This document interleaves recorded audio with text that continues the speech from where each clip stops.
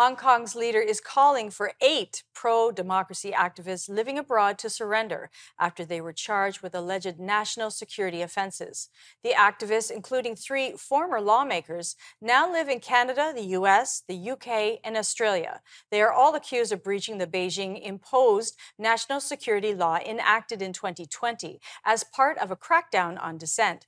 Conservative MP Michael Chong says his party condemns the arrest warrants, and the diaspora community in Canada is concerned that this could set a very dangerous precedent. Joining us now to discuss this is Dr. Charles Burton, China expert and senior fellow at the Macdonald-Laurier Institute. This is obviously a concerning development for those dissidents who reside in Canada. What would happen to these people if they were to turn themselves in? What sort of punishment would they be subject to? Well, I mean, there would be a trial, but based on the national security law, which covers a very broad definition of calling for secession of Hong Kong from China or subversion or foreign collusion, they would surely be found guilty and could be sentenced to quite a long period of incarceration in a prison facility, even possibly transferred over to mainland China. So, this is a very serious matter.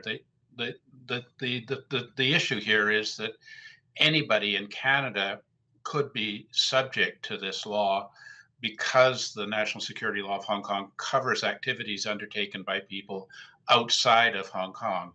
So it has an extraterritorial aspect to it. So, even our conversation today could, in theory, make us violators of a Hong Kong law and subject to extradition back to China if we were pursued and decided to visit countries that have active extradition treaties with Hong Kong at this time. Beyond the 8 dissidents that Hong Kong's leader has named, how could this impact the Chinese Canadian community in Canada? Could Communist Party officials in China use the same tactics to target others who have been critical of the regime in Beijing? Absolutely. I think that is the concern of all of us, is that we get charged with something based on Chinese law for activities that we have undertaken outside of China. I mean, for example, say demonstrating in front of the Chinese embassy, calling for sanctions against Chinese officials who have violated the universal norms of international human rights or something like that.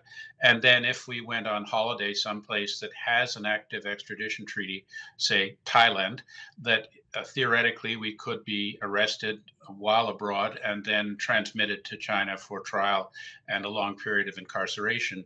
We haven't seen that yet, but the possibility exists. And I think this latest development in putting a bounty of £1 million Hong Kong onto 8 very well-known, very respected democracy activists who are currently in self-exile abroad is a chilling indication that we might see China becoming much more proactive in addressing people inside Canada who are critical of the current Chinese regime. And that would, of course, include Canadian parliamentarians like Michael Chong. And what does this mean in regards to Canada's growing problem of foreign interference? Is this yet another example of the Beijing regime attempting to extend beyond its borders? Absolutely. I mean, this law explicitly says that people can be found guilty for statements or activities undertaken abroad. So it's as if Chinese sovereignty doesn't really matter, Mm. and that anybody who offends China because China doesn't really abide by genuine due process of law could be subject to false allegations and charges inside China and then potentially subject to extradition from other countries back to China to face these really unanswerable charges. So, this is part and parcel of a process that we're seeing of China exerting its authority in foreign countries, including our discovery that China has these police stations inside Canada, and China's activities to try and influence our democratic process by illegally supporting certain candidates and expounding disinformation about candidates that they don't like. So it's a very disturbing trend that I think our government has to take much more seriously than we have up to now. Thank you so much for your time today. Thank you. We have to go to break, but when we return, we will be looking at the latest in international news. Israel withdraws its troops that had been occupying the West Bank.